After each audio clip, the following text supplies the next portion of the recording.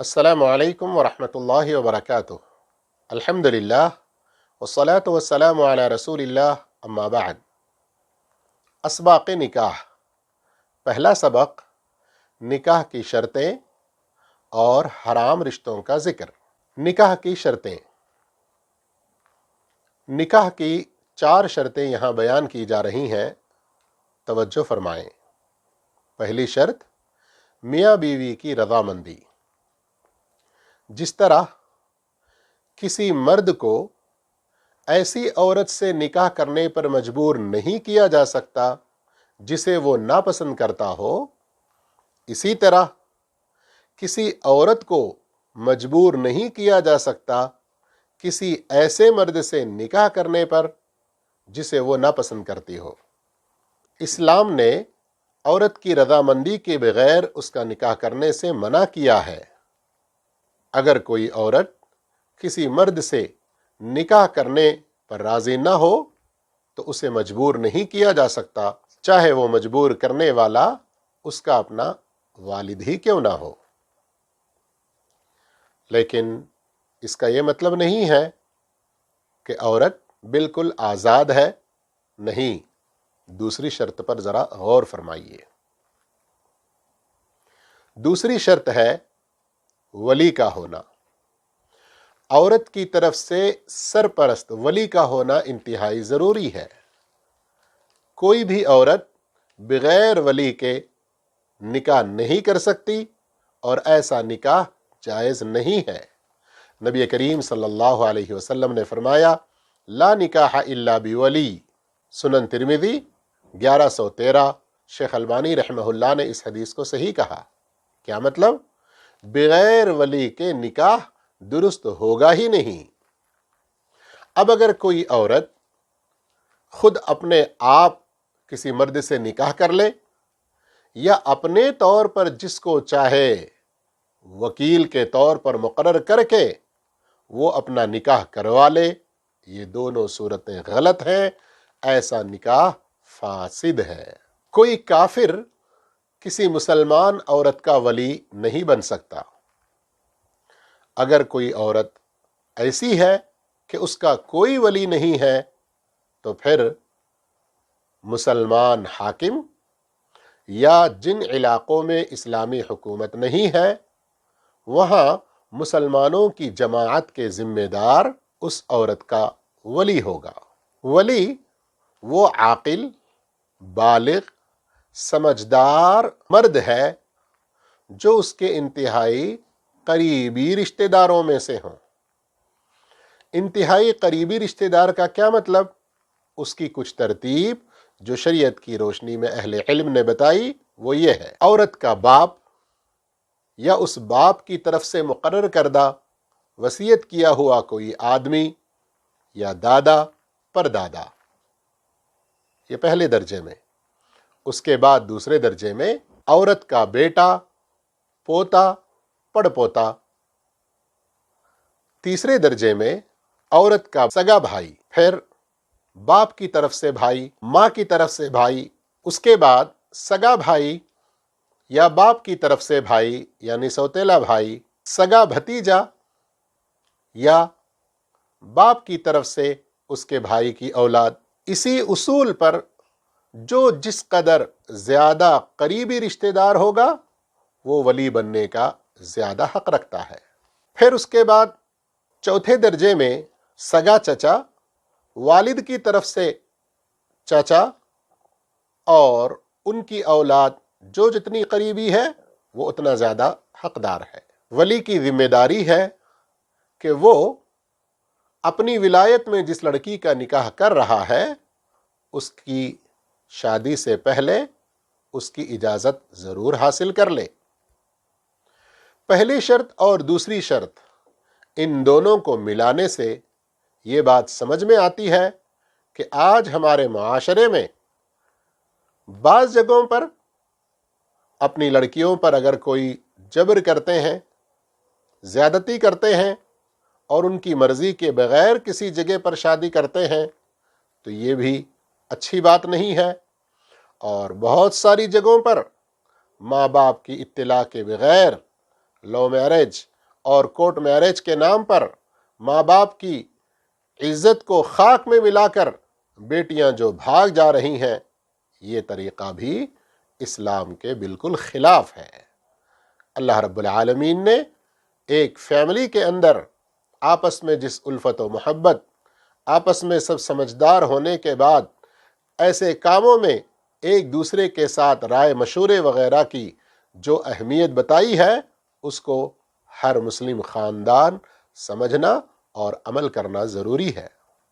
عورت کی طرف سے ولی کا مقرر ہونا اور اس کی نگرانی میں کسی بھی عورت کی شادی کا ہونا، اس کو اس قدر ضروری کیوں قرار دیا گیا ہے؟ تو اس کے اندر بہت ساری حکمتیں پوشیدہ ہیں۔ معاشرے میں صفائی ستھرائی، اچھے اخلاق کو پروان چڑھا کر زنا اور بدکاری کے سارے برائی کے دروازوں کو بند کرنا ہے، اس لیے کہ کوئی بھی کسی بھی طرح کے مکر و فریب سے عورت کو پھنسا کر،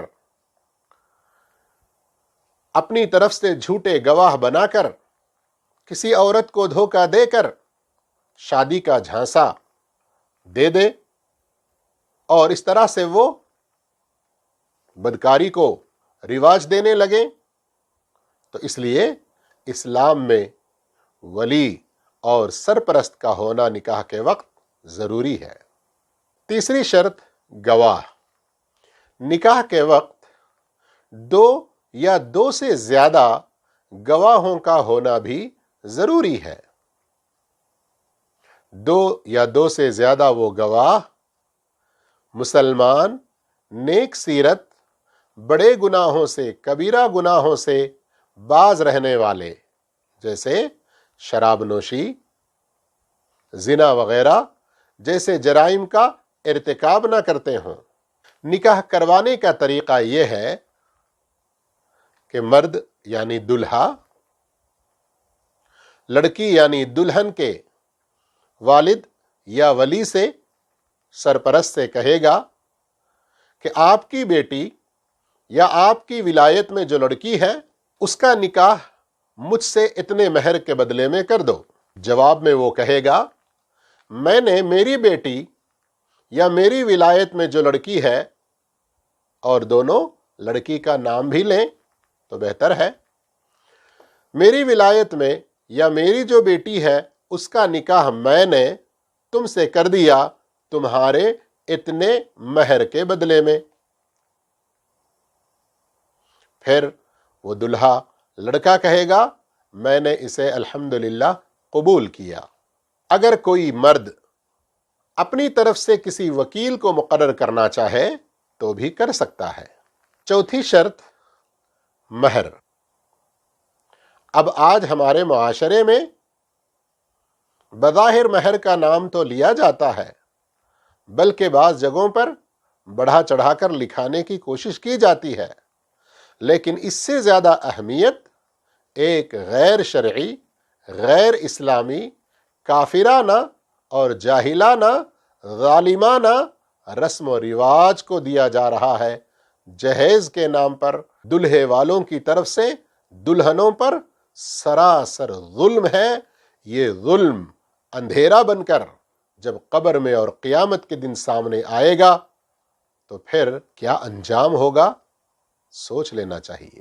اسلام میں مہر کی بڑی اہمیت ہے، اور اسلام نے تو ترغیب یہ دی ہے کہ مرد اپنی استطاعت کے مطابق جو کم سے کم مہر رکھ سکتا ہے وہ رکھے۔ اگر کوئی اپنی استطاعت کے مطابق زیادہ دے، کوئی حرج کی بات نہیں ہے، لیکن یہ بوجھ بھی نہ ہو۔ مہر کی مقدار کیا ہے، کیا چیز مہر میں دی جا رہی ہے، یہ عقد نکاح کے موقع پر ہی اس کا ذکر ہونا چاہیے، بلکہ معجل عین کے ساتھ، یعنی فوری ادائیگی بھی ہونی چاہیے۔ یہی بہتر ہے، اسی کی زیادہ ترغیب ہے۔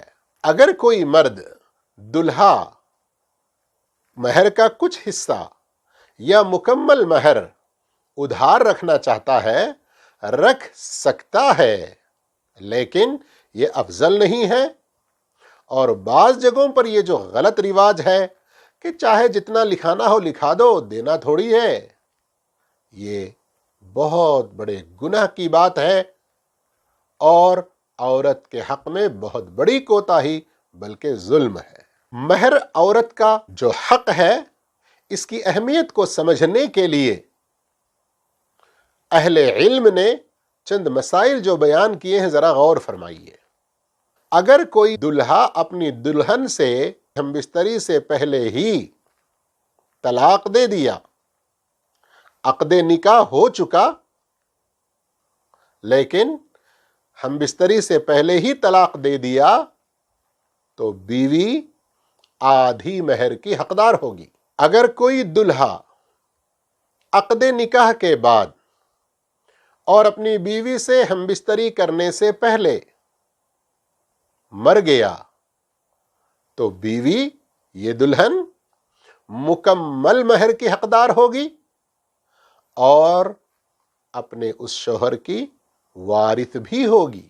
اب اگر کسی شوہر نے نقد ادا نہیں کیا تھا مہر، تو ایسی صورت میں وراثت کا جو حق ہے وہ تو ہے، لیکن اس کے علاوہ یہ مہر بھی قرض سمجھ کر اس کو ادا کر دینا چاہیے۔ آئیے اب جانتے ہیں عقد نکاح کے بعد کیا ذمہ داری بنتی ہے، دونوں کے آپس میں کیا تعلقات ہوتے ہیں۔ سب سے پہلی ذمہ داری نان نفقہ کی۔ جب ایک مرد نے ایک عورت سے شادی کر لی تو اس مرد پر واجب ہو گیا، فرض ہو گیا کہ اس عورت کا کھانا، پینا، کپڑا، مکان، جسے عام طور پر روٹی کپڑا مکان کا نام بھی دیتے ہیں مختصر، یہ کس کے ذمے ہے؟ عورت کے، بیوی کے روٹی کپڑا مکان کی ذمہ داری شوہر کی ہے۔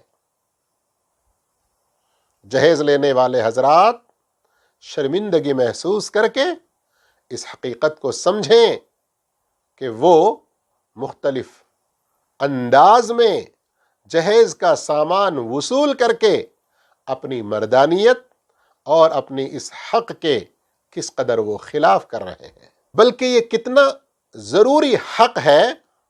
آپ اگر غور کریں گے تو اسلام نے عورت کو یہ اختیار دیا ہے کہ اگر کوئی مرد اس کے واجبی اخراجات کی ادائیگی میں کوتاہی کرتا ہے بلکہ بخیلی کرتا ہے، تو عورت مرد کی اطلاع کے بغیر بھی اس کے پیسوں میں سے اتنی ہی مقدار میں جتنے اس کے اخراجات ہوں لے سکتی ہے۔ بلکہ اہل علم نے یہاں تک لکھا کہ اگر مرد نہیں دیا اور اپنے واجبی اخراجات عورت کسی دکان سے لیتی ہے یا کسی سے قرض لیتی ہے، مرد کی ذمہ داری ہے کہ وہ اس دکان میں یا وہ قرض خود ادا کرے۔ اسلام نے بیوی کو اتنا حق دیا ہے سمجھ کر کوئی عورت بیجا اخراجات بھی نہ کرے، فضول خرچیاں کر کے شوہر کے اوپر مصیبت نہ کھڑی کرے۔ نکاح کے فوراً بعد اخراجات میں سے، نان نفقے میں سے ایک بہت بڑی ذمہ داری شوہر کی یہ بنتی ہے کہ ولیمہ کرے۔ ولیمے کی دعوت شوہر کے ذمے ہے۔ اس کے لیے لڑکی والوں سے بڑی بڑی دعوتیں وصول کرنا، بلکہ ڈیمانڈ کر کے کہ ہماری طرف سے اتنی اتنی بارات آئے گی، یہ بھی دلہن والوں پر ظلم ہے۔ اللہ سے اس بارے میں ڈرنا چاہیے۔ ولیمے کا حق مرد کا ہے۔ اپنی استطاعت کے مطابق اپنے قریبی رشتہ داروں اور اپنے دوست و احباب میں سے جس کو چاہے وہ دعوت دے سکتا ہے، اور یاد رہے کہ ولیمے کا مطلب بکرے ہی کاٹنا، بڑے بڑے فنکشن ہال بک کر کے، بڑی دعوتیں کر کے، قسم ہا قسم کے کھانے اور میٹھے اور مشروبات کا انتظام کرنا نہیں۔ حلال کمائی سے اپنی طاقت بھر اپنی استطاعت کے مطابق کرے، قرضوں کے ایسے بوجھ نہ ہو، سود وغیرہ کی ایسی لعنتوں میں نہ پھنسیں کہ جو زندگی بھر اس کا پیچھا نہ چھوڑتے ہیں۔ نمبر 2، وراثت۔ جو ہی کسی مسلمان مرد نے کسی مسلمان عورت سے نکاح کیا تو آپس میں ان دونوں کا حق وراثت بھی ثابت ہو گیا۔ سورۃ النساء آیت نمبر 12 میں اللہ رب العالمین نے اس کی تفصیل بیان فرما دی ہے، جس کا خلاصہ یہ ہے کہ اگر بیوی کا انتقال ہو جائے اور اس کی کوئی اولاد نہ ہو تو اس کی کمائی میں سے آدھا حصہ شوہر کو ملے گا۔ اگر اس کی کوئی اولاد ہو تو اس کی پوری کمائی میں سے چوتھا حصہ شوہر کو ملے گا، وصیت اور قرض کی ادائیگی کے بعد جو اس عورت کے ذمے ہو۔ اسی طرح جب شوہر کی وفات ہو جائے اور اس کی کوئی اولاد نہ ہو تو عورت کو چوتھا حصہ ملے گا، اور اگر شوہر کی کوئی اولاد ہو تو پھر بیوی کو 8واں حصہ ملے گا، وصیت اور قرض کی ادائیگی کے بعد جو اس شوہر کے ذمے ہے۔ جیسے اس سے پہلے ہی بات واضح ہو چکی کہ چاہے یہ دلہا دلہن میاں بیوی کا آپس میں جسمانی تعلق ہوا ہو یا نہ ہوا ہو، جیسے ہی دونوں میں سے کسی ایک کی وفات ہو گئی تو متوفا کے جائیداد میں سے جو زندہ ہے ان کو وراثت کا حق ضرور ملے گا۔ اب آئیے آپس میں دونوں کے تعلقات سے متعلق کچھ سنتیں اور آداب ہیں، ان کے بارے میں جانتے ہیں۔ پہلی بات، نکاح کا اعلان۔ نکاح کا اعلان کا مطلب یہ ہے کہ فلاں ایک اجنبی لڑکا اور فلاں اجنبی لڑکی، یہ دونوں رشتے ازدواج میں منسلک ہوئے ہیں، اس بات کی خبر جس معاشرے میں وہ رہتے ہیں وہاں لوگوں کو ہونا چاہیے۔ اعلان کا مطلب یہ نہیں ہے کہ قرض، سود وغیرہ دوسرے فضول اخراجات کے ذریعے بہت بڑے دھوم دھام سے کرو کہ رے یار شادی تو زندگی میں ایک بار ہوتی ہے، اور پھر اس کی لعنتیں زندگی بھر جھیلتے رہو، اور ان فضول خرچوں کی وجہ سے آپس کی ایک محبت بھری زندگی میں دراڑ پیدا ہو۔ ایسا نہیں ہونا چاہیے۔ اپنی استطاعت کے مطابق اس نکاح کا اعلان ہونا چاہیے، اور اپنے معاشرے کے عرف کے مطابق جس میں کوئی اسلام کی خلاف ورزی نہ ہوتی ہو۔ اور بعض لوگ بعض روایتوں میں دف کا جو ذکر آیا ہے اس کو لے کر بہت سارے گناہ کے کام، میوزک، بینڈ باجے وغیرہ کا استعمال کرتے ہیں، جو کہ سراسر حرام ہے۔ حاضرین محفل نکاح، مرد حضرات دلہا کو اور خواتین دلہن کو مبارکبادیاں پیش کریں گے۔ بارک اللہ لک وبارک علیک وجمع بینکما فی خیر۔ اللہ آپ کو برکت عطا فرمائے، اپنی برکتیں تم پر نچھاور فرمائیں، اور تم دونوں کے بیچ میں خیر، بھلائی اللہ رب العالمین جمع کر دے۔ نمبر 2، میاں بیوی جب آپس میں ہم بستری کریں تو اس سے پہلے یہ دعا ضرور پڑھ لیں، بسم اللہ اللہم جنبنا الشیطان وجنب الشیطان ما رزقتنا۔ اللہ کے نام سے، اے اللہ شیطان کو ہم سے اور جو کچھ تو ہمیں عطا کرنا چاہتا ہے اس سے دور رکھ۔ نمبر 3، میاں بیوی دونوں اپنے آپسی خصوصی تعلق، ہم بستری سے متعلق باتوں کو کسی کے سامنے شیئر نہ کریں۔ چوتھی بات، میاں بیوی کو جو یاد رکھنی چاہیے کہ جب عورت ماہواری کی حالت میں ہو یا ولادت کے بعد نفاس کی حالت میں ہو تو اس حالت میں صحبت کرنا حرام ہے، حتیٰ کہ اگر پاک ہو بھی گئیں لیکن ابھی غسل نہیں کیا تو بھی آپس میں صحبت کرنا جائز نہیں ہے۔ نمبر 5، شوہر کے لیے کسی صورت میں جائز نہیں کہ وہ اپنی بیوی سے لطف اندوز ہونے کے لیے اور اپنے بیوی سے صحبت اختیار کرنے کے لیے اس کی پیشاب والے راستے کے علاوہ پاخانے کی جگہ کو استعمال کرے۔ ایسے شخص پر اللہ کے رسول صلی اللہ علیہ وسلم نے بہت سخت غضب اور لعنت اور شریعت اسلامیہ کا وہ جھٹلانے والا، انکار کرنے والا قرار دیا ہے۔ نمبر 6، شوہر پر ضروری ہے کہ وہ ہم بستری میں اپنی بیوی کا حق پوری طرح سے ادا کرے۔ جہاں بیوی کا حق پوری طرح سے ادا کرنا اس پر ضروری ہے، وہیں عورت کی صحت کا خیال کرنا بھی ضروری ہے۔ جیسے بعض لوگ خود فارغ ہونے کے بعد فوراً الگ ہو جاتے ہیں، یا بعض لوگ اولاد نہ چاہنے کی صورت میں اپنی مکمل حاجت سے پہلے ہی الگ ہوتے ہیں، تو اس میں بیوی کا حق مارا جاتا ہے۔ دونوں آپس کی رضامندی کے ساتھ اور محبت کو بڑھنے والے عمل میں آگے ہونا چاہیے، لیکن نفرتوں کو جگہ دینے والی کاموں سے بچنا چاہیے۔ آئیے میاں بیوی کے اخلاق سے متعلق تھوڑی سی بات ہو جائے۔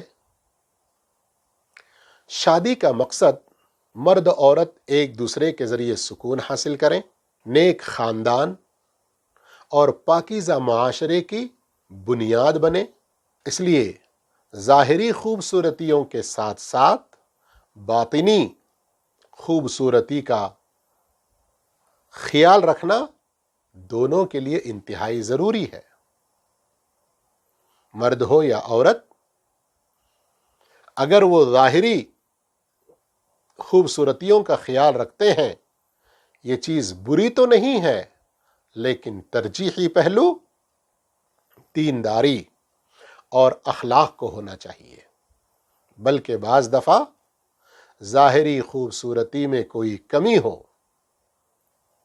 لیکن دین اخلاق کے خوبصورتی سے وہ مالا مال ہوں، تو پھر ان کی اپنی زندگی ہی میں نہیں بلکہ ان کے مستقبل میں آنے والی نسلوں میں بھی بہت ساری خیر و خوبیاں ہوں گی۔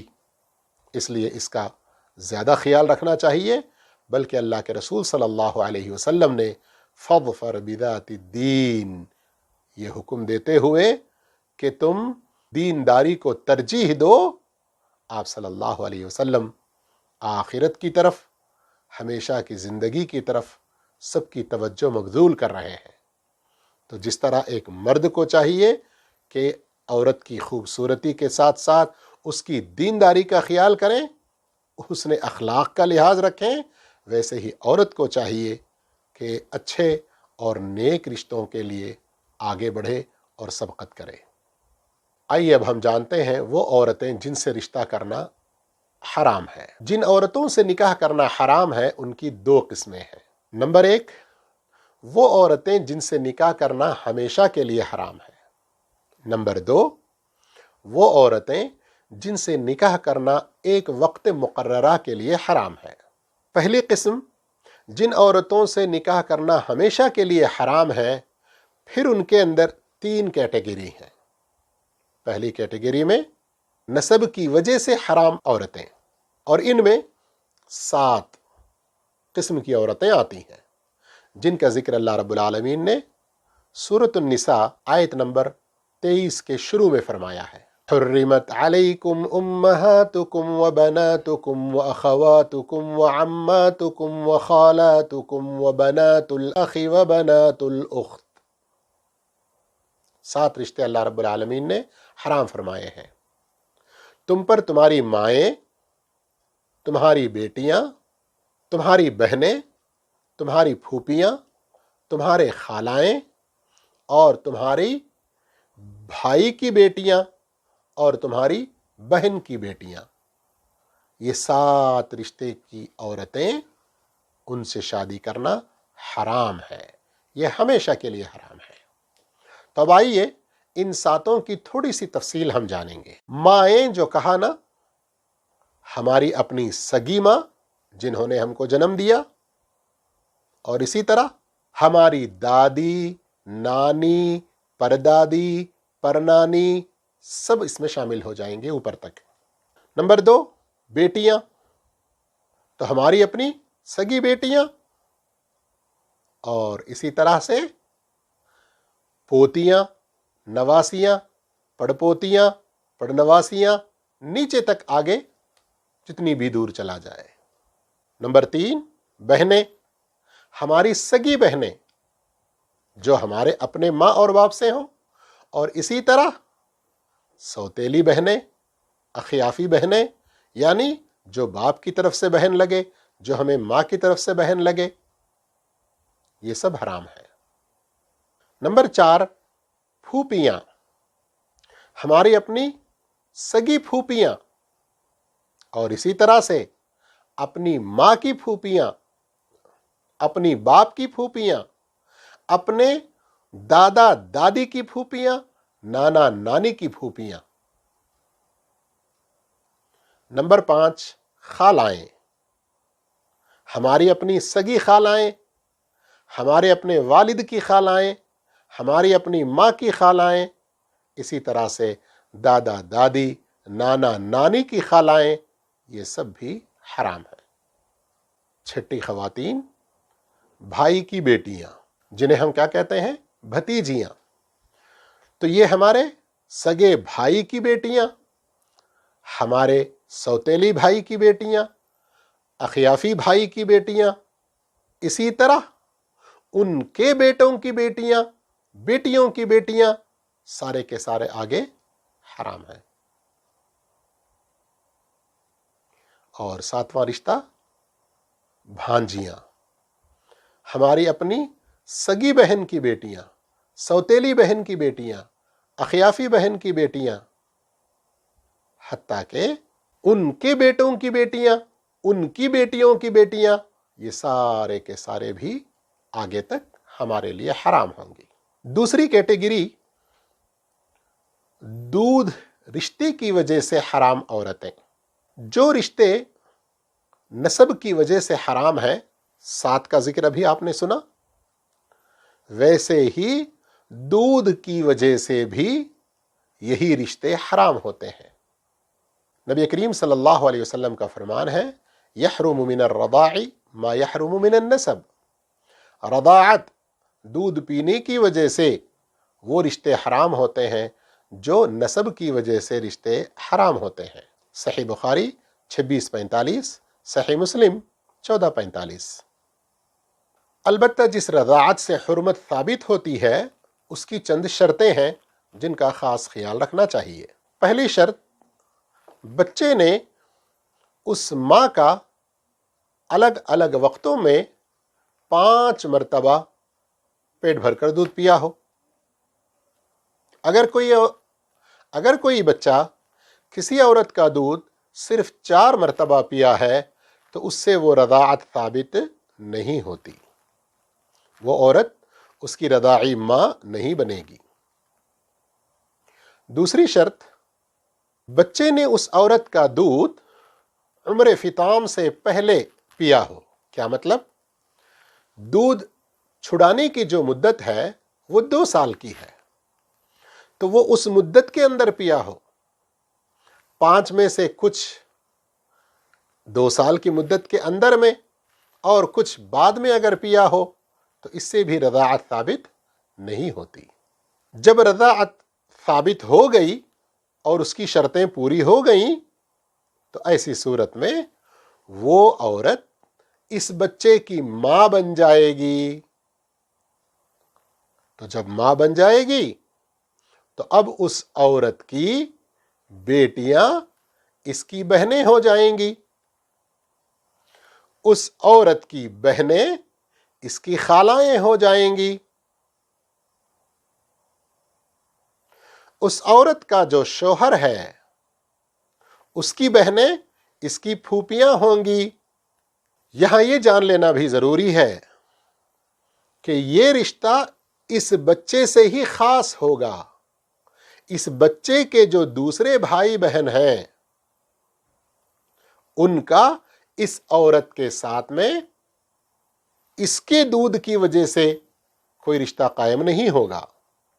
البتہ اس دودھ پینے والے بچے کی جو آگے کی نسل ہوگی ان پر اس کا اثر ضرور پڑے گا. یعنی اب یہ بچہ جس عورت کا دودھ پیا ہے اس کی جو اولاد ہوگی یہ اولاد کے لیے یہ عورت دادی بنے گی. تیسری کیٹیگری سسرالی تعلق کی وجہ سے حرام رشتہ دار. ان میں 4 قسم کی عورتیں داخل ہیں. باپ کی اور دادا کی بیویاں. کیا مطلب؟ جب کسی مرد نے کسی عورت سے عقد نکاح کر لیا تو یہ عورت اس مرد کے بیٹوں پر، پوتوں پر، نواسوں پر، نیچے تک جتنے رشتہ دار سب پر حرام ہو گئی. اس سے فرق نہیں پڑتا کہ اس مرد نے اس عورت سے ہم بستری کی ہے یا نہیں کی ہے. مجرد عقد نکاح سے ہی وہ عورت اس کی اولاد پر اور اولاد کی اولاد پر حرام ہو جائے گی. نمبر 2، بیٹوں کی بیویاں، بہویں جو ہم کہتے ہیں. جب کسی مرد نے کسی عورت سے نکاح کر لیا تو یہ عورت اس نکاح کرنے والے آدمی کے باپ اور دادا پر حرام ہو گئی. اسی طرح نانا پر بھی حرام ہو جائے گی، چاہے یہ مرد اس عورت سے ہم بستری کرے یا نہ کرے. نمبر 3، بیوی کی ماں اور بیوی کی دادی نانی. کسی انسان نے کسی عورت سے نکاح کر لیا تو اس عورت کی ماں اور دادی نانی اس مرد پر حرام ہو گئی. یہ حکم عقد نکاح سے ہی لاگو ہو جاتا ہے، چاہے وہ آدمی اس عورت کے ساتھ ہم بستری کرے یا نہ کرے. اب چوتھا ہے بیوی کی بیٹیاں، پوتیاں اور نواسیاں. کیا مطلب؟ جب کوئی مرد کسی عورت سے نکاح کر لے اور اس سے ہم بستری بھی کر لے تو اس عورت کی بیٹیاں، پوتیاں، نواسیاں اس مرد پر حرام ہو جاتی ہیں. چاہے اس عورت کی وہ بیٹیاں اس سے پہلے اس کا کوئی شوہر تھا اس سے ہوئی ہوں، یا اس کے بعد وہ کسی اور سے نکاح کر لے تو اس مرد سے ہوئی ہوں. جو بھی ہو، اس عورت کی جو بھی بیٹیاں ہیں سب اس کے اوپر حرام ہے. ہاں، اگر عقد نکاح کے فوراً بعد ہم بستری سے پہلے ہی طلاق ہو جائے یا بیوی مر جائے تو پھر اس کی بیٹیاں اس کے لیے حلال ہو سکتی ہیں. اب